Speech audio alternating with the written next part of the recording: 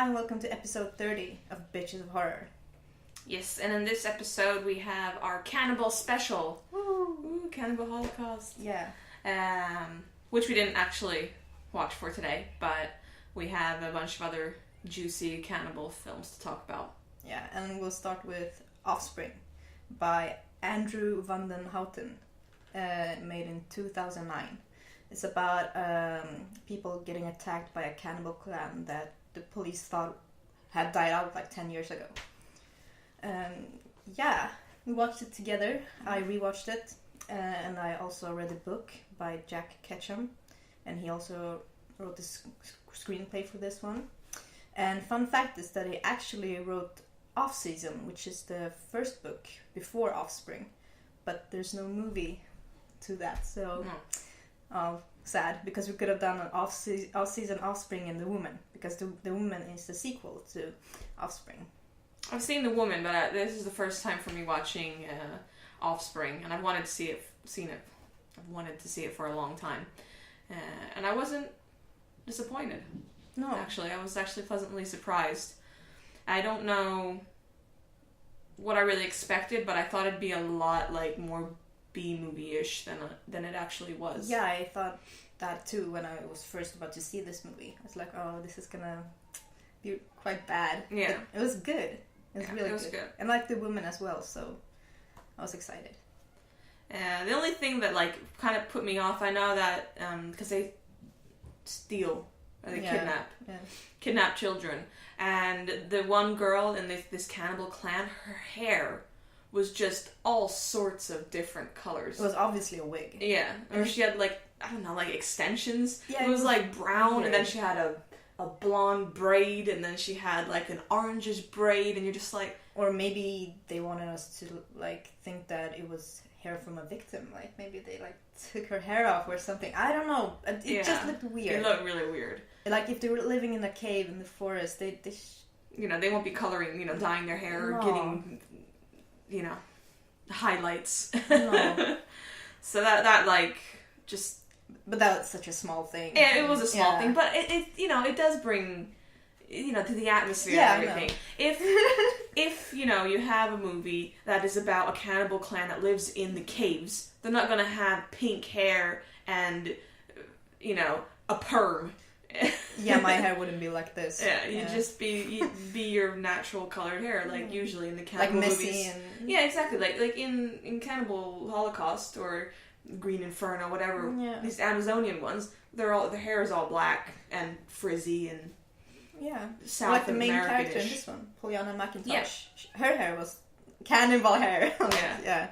And I love her. She was so great. She was such a badass. She is. She always like, is. The intensity in her eyes when she was like looking at her victims. I was like, whoa. And she's like sort of sexy in a way. Like even though she's really nasty, you're just like, ooh, she'd be nasty. Like I go cannibal for her. Yeah. Just bring me in that cave. Yeah. Yeah, she definitely... But she got a little bit of that dominatrix thing going on. She's definitely... Oh, yeah. She was, like, whipping people with branches and, yeah. She's really cool. And, you look at her, like, pictures when she's not all make-upped up and all cannibal-y. She's pretty. Like, she looks like a normal, nice girl. But when she acts, she's just so brutal and, like... Oh, I love it. Yeah, it's so cool that she can really transform herself. Yeah. Like, to look like these different characters. It's really cool. Yeah, I was also surprised by the gore in this movie. It was good. It's good and creative. Yeah, definitely. It had a lot of surprises that I wasn't expecting. Yeah, and like characters were dying, which I thought weren't going to die until later. I was like, what? No, what? No, it was a really good movie. And then there was that, but a lot of the characters are really good. There's this one guy, though, who's just the biggest douche in the world. Yeah. Ugh. Yeah. And you're just, like, waiting. Just for him, waiting for him to get tortured in the most awful way. Yeah. But I'd like to know what the connection between this and The Woman is. Yeah, because it's kind of vague. Yeah. I mean... I can't remember The Woman, like, full on, but, like, I just, in The Woman, I just think that they, like, find her randomly in the woods. Mm-hmm. Yeah, they do. And,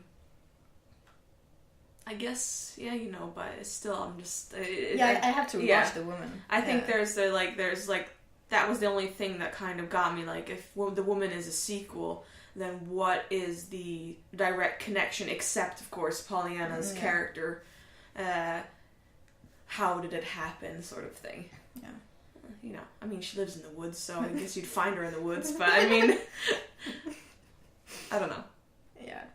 Like, what was his connection? Like, Jack Ketchum's. Like, what was his thought when he wrote The Woman? Was he just like, I'm just gonna write a book about someone finding her? It just seems like there would be another connection, but maybe not. Some things are that simple, and it's okay. You don't need to have a deep reason behind it. No, just a little. Something. I don't know. Tiny bit. I really enjoy this, though. Great movie. I'll give it a 8 out of 10. Same for me. 8 out of 10. It's good. Yeah. Good.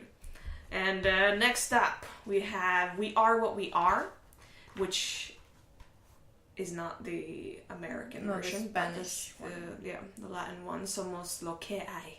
My Spanish is terrible. I should know Spanish, but I don't know. It was made 2010 by Jorge Michel Grau. A great movie about what is it about? It's about a family who the dad just dies mysteriously in a mall, and the rest of the family, there's 2 boys and 1 girl, and then their mother, they have to look after each other, survive somehow, and they're a special family. They have some sort of, you know, rituals and daily things that they do that most families don't. And basically the eldest brother has to keep doing what the dad was doing. Yeah, to become the new leader. Yeah. So basically it's about this family trying to survive after their father dies. And when the father dies, they do the autopsy and they find a finger in his stomach, a human finger. Which was... yeah. They took out the finger out of his stomach, and it was like basically a newly manicured finger. Like, it was just like a finger. It wasn't like broken down anyway. It was just like fresh, and then like the nail was like freshly polished with like red nail polish. And just like maybe that protected the finger. Maybe it did. It's like it's like embalmed in nail polish. That was, you know, kind of unrealistic, which. I thought of that when they showed it. I was just like, that's like they just cut it off. Like, where'd that come from? Yeah, this movie is really dark. Yeah, it is, and very sad. Yeah, like right from the beginning when the dad dies, it's so sad. Like their situation and just the like dynamic between the characters, very sad. Basically, there's kind of like a rivalry between the 2 brothers as well. Like the younger brother is trying to like show off that, oh well, you know, I'm strong, I can do this, and you know, he's a little bit more violent than his older brother. And his older brother is kind of like struggling with the fact, like, you know, doing all of this. And basically this family is a cannibal family. Yeah. And they have their rituals and they have to find their food. Yeah. Basically. And they have like certain moral values, and you know, I don't want to say too much because it kind of ruins the movie if you haven't seen it. But there's like different moral values, like what kind of person to eat and who not to eat, and But I really enjoyed the editing. Like it was slow and it fitted the movie very well. It is very it's not your typical horror movie like where they like jump out and there's lots of gore, because there's hardly any gore in this. And it was so funny, on my cover it said like a gore fest or so much gore, and I was like, where? There's no gore in this. There's a little, like a tiny bit, but like even like when they're cutting someone or whatnot, you can't really see. It's a very dark movie, like both in the atmosphere and in the actual picture. And it's a little bit about like family values and your family in general and issues you have as a human, like doing not this just sort cannibal of things. stuff, but like normal stuff. And he actually wrote this movie based on family issues. It just happened to be about a cannibal family. It wasn't like planned to be a cannibal movie from the beginning. He wrote this like trying to do like about a family having their troubles and whatnot. And the younger brother, he actually died during this movie while it was being made. He had a fight with some friend or something, and he got shot, and he got murdered basically, which is really sad, as this movie was dedicated to him. It also stars Francisco Barreiro, who is in Here Comes the Devil, and also in Scherzo Diabolico, which is both. Here Comes the Devil was a little bit of a disappointment, but yeah, Scherzo Diabolico was a really good movie, yeah. And the director of that is really nice. Just saying, he's really cool. Yeah, so it's a really good movie, and I kind of prefer this one to the remake. A lot of people like the remake, but the remake is very different. It's very different. Yeah, it's basically just based on this one. It's not really the same movie. Yeah, like if you saw the two, you wouldn't think, oh, that one is a remake of this one. Yeah, it's like because they have the obviously different ones that it's like it's not the same intro where the dad dies. The dad is there, and then there's the two sisters. So, like, just that aspect, it's very different. But I do prefer this one. It's a lot darker. And I don't know. I think I have a soft spot for like Latin movies. Like, I don't know. After watching Tessis, like that movie is so good. But if you watch this one, they have sort of the same like vibe. It's slow, but it's dark and it's very violent. And like this movie was very violent without showing any violence. I don't know how to explain it, but it was very like hard on your like mental violence. Yeah, and the actors were really good. Yeah, especially the older brother. Yeah, he was great. And the mom too, like she was crazy. Yeah, she was crazy. That shit crazy. Wow. Yeah. Yeah, I really enjoy this movie, and I really recommend it. Yeah, me too. So for me, this is it's hard between 8 and 9 for me, but I think 8 out of 10. There had some flaws, but 8 out of 10. 8 out of 10 for me too. I think you always say your score first, so it feels like people think that maybe I just like. No, I'll let you. So I thought this time I did go first. Okay, moving on to third cannibal movie, Cannibal Ferox, by Umberto Lenzi, who is a known cannibal director. He's also done a lot of Euro cop movies. So. Yeah, but a lot of different cannibal Euro films. I think this is his most famous one, Cannibal Ferox. It's about 3 people who enter the forest or Amazon jungle to prove there aren't any cannibals. But they run into 2 thugs who like have pissed off the cannibals. So the cannibals are looking for revenge. It's kind of like typical plot for a cannibal movie. The question is though, like, were they cannibals before they pissed them off? Yeah, that's the question. Like, because that's what they were talking about, during this movie. And this is actually the first time I've seen Cannibal Ferox. Like, I've wanted to see it for so long, and I actually have a T-shirt, but I couldn't find it, so I was going to wear it today. But sorry. Yeah, but you cannibal. I got my Cannibal Holocaust. But these kind of movies, they bring up lots of questions. Yeah.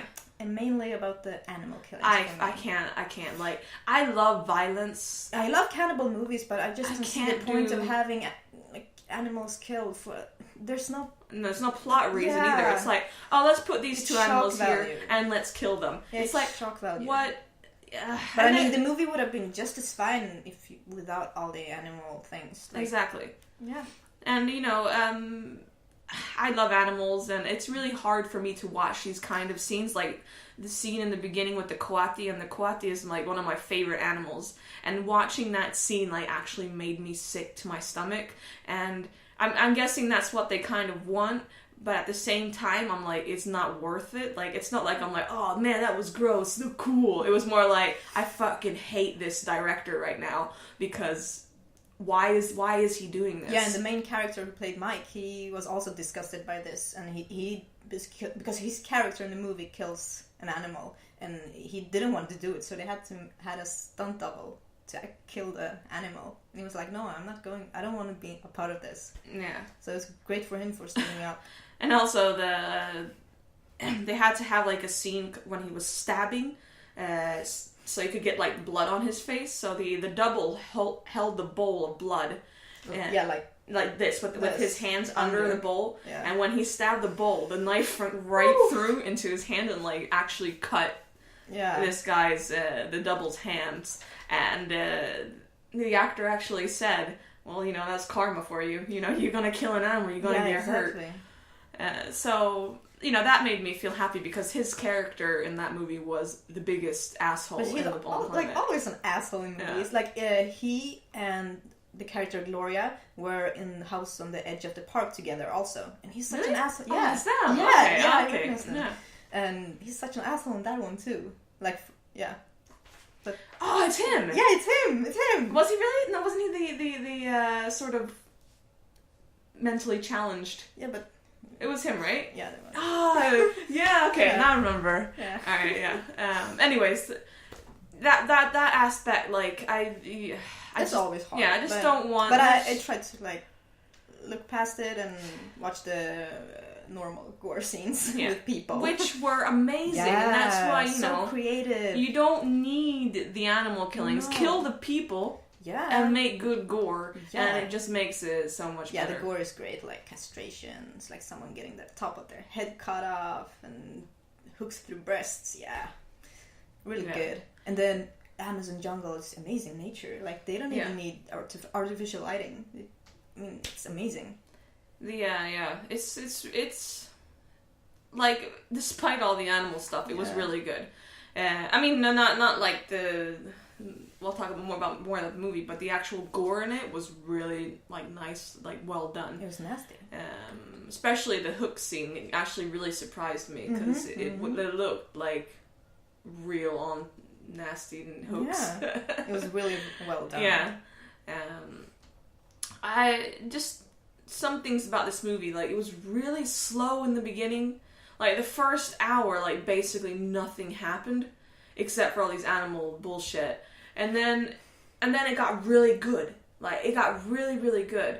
And some of the characters were really unlikable, and some of them were stupid bitches, and you just wanted to slap them in the face, just be like, why are you doing this?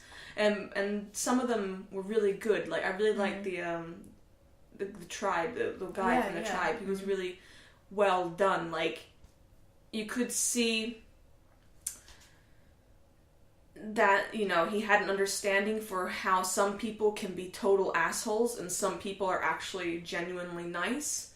And it was nice to see, you know, sometimes in these cannibal movies they just like, oh, the tribes people, they're just stupid, they're just mean, just savages. While this one actually showed that they're not. They had, you know, they're smart. Yeah. And that was nice. Yeah. Well, despite the animal killings, I really enjoyed the film. Just like Cannibal Holocaust. There was some terrible acting in this movie, though. I can't remember her name, but the blonde. Oh. She was just terrible. Oh my god. I didn't think she was that terrible. She was so bad. Just from the beginning. And she was, you know, she was your typical slut. And there's nothing wrong with sluts, you know. I like you. But she was a stupid slut, which made her... Be a smart slut. Yeah, be a smart one at least. And, some of the times then she just like screamed and I was just like, really? And she's just like, oh no! You know, that kind of stupid acting just makes me want to slap people. But it was good. Yeah. It was an overall I really enjoyed it. Yeah, kind of movie. Yeah, me too. So 7 out of 10 for me. I'll give it an 8 out of 10. It would be a bit higher if not for the animals. Okay. Stop killing animals, man. It's not cool. And now it's time for our short film. Yeah. Which I randomly Googled because I didn't know of any short cannibal movies. And I found one called Cannibal Madness, and I picked this one because... oh my god. Because... I picked it... No, I just remembered. I forgot to tell you that... We Are What We Are was the 13th floor pick of the week. Yeah. We're starting with the 13th floor pick of the week, where we want to have their inputs. Yes, where we have Jeremiah and David's input on one film each week, where they pick, and they picked that one for us to watch. Just a note. Sorry, my brain is not functioning. Anyway, this short film is called Cannibal Madness, and I found it by googling cannibal short film, and I picked it because it looked disgusting. Like the screenshot of it was like just a table of blood. I'm sold. Yeah, I was like, gore? Yes, I'm in. This is made 2007 by Sebastiano Cantalupo, which I'm not sure if it means cantaloupe or not, but sounds delicious. Yes. I can't find any information on this movie, and I'm not really sure what it's about, except that someone is killing people. And puking a lot. Yeah. And basically, like, it felt like a Vomit Gore ripoff. Like, he just wanted to make Vomit Gore trilogy, but just didn't have the money for it. I don't know if you need money for it, or whatever you need for it. Yeah. I don't know, like... I haven't seen the Vomit Gore, so like, I can't compare, but I can imagine this. It's not like Vomit Gore has a great... Oh, it does have really good gore, I must say. The Vomit Gore trilogy, like, despite all the piss and puke, there's really, really good gore scenes in it, especially in Regurgitated Sacrifice. And that's what actually made me like that movie. Like, I'm not for vomit, but this one, they just, like, pulled out the vomit scenes and were just like, yeah. Bleh. Bleh. Yeah. Bleh. There's no point of it. So disgusting. But there's, like, no point of it either. Yeah, I know. Like, why is he... Did he eat bad something? Meat? Yeah. Or was the meat... I don't know. Like, what was the point? And, like, the one scene, they like, filmed it from, like, here, and he's puking. You can hear him puking. And it just looks like they took a can of baked beans, just went like this. And I'm just like... I don't know. It wasn't that good. And the music. The music was terrible. It was just so weird. It didn't fit at all. I don't know. What? It was like someone just, like, playing the piano, like, randomly. And it like, was... throughout the entire short film. Almost. Yeah. Like the same music. It was about 6 minutes long, this one, with, like, if you take away the credits. Yeah. But it's just... I don't know. It wasn't good. I thought it was going to be a lot of good gore, but, like, the one scene where he's cutting someone, he takes, like, a regular knife. Like, I'm not talking about a knife. I'm talking about, like, fork and knife. There's, like, no sharp edges, and, like, who are you going to cut with that? I could, like, sit here and cut myself for, like, 10 hours, and there still wouldn't be any blood. Like, seriously, who are you cutting with that? This person must be made out of paper, because you ain't cutting shit with that. At least you can take a real kitchen. Plot. Maybe. At least you can take, like, a butcher knife. So everyone has a knife at home. Just, take that. Don't do it for real. And, at least it looks pretty good. Yeah. And, like, it was just, like, stuff like that just ruined the movie a lot. Yeah. It was pretty nasty in the beginning. Like, I don't usually gag, but I was eating breakfast. I was like, because I had just watched it on the way over here, and we were eating breakfast. I was like, I'm not going to watch that because I'm eating breakfast. So I want my breakfast to be vomit-free. Yeah, I was like, that looks terrible, and I just went, and I was like, oh, okay. I just kept on eating. But I just don't see the point of this movie, and basically just felt like someone who had watched Vomit Gore and wanted to make a short film of their own in, like, 10 minutes. There couldn't have been, like, a really long script for this, because this, or, like, a well-thought one. Was there a script? I don't know. Yeah. Not that good, anyways. No. I'd say 2 out of 10. I'll give it a 3 out of 10. Yeah. You like that vomit.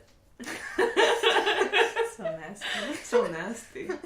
Yeah, no, so that I don't know. Anyways, next week we have our special. A new special. Yeah, it's a cult. So we're going to have a few movies next week. One we each picked, and then a short film, and 13th Floor weekly pick. Yeah. With some good movies next week. Oh, and we are also going to do a special thing. Really? Yeah. Yeah, we are. So look forward to that one. I'm looking forward to it. I don't even know what she's talking about. Yeah, you do. We talked about it yesterday. We're gonna summon a demon. Yeah, Yes, yeah. summon But a demon. you'll see. It will be awesome. Thank you for watching. Sorry, like I said, my brain's not here. It's the pregnancy. the demon baby. Yeah. And yeah, thank you for watching and like our videos and whatnot. Yeah, and our Facebook page, and check out 13th Floor. Definitely. And, stay horrific. Bye. Bye.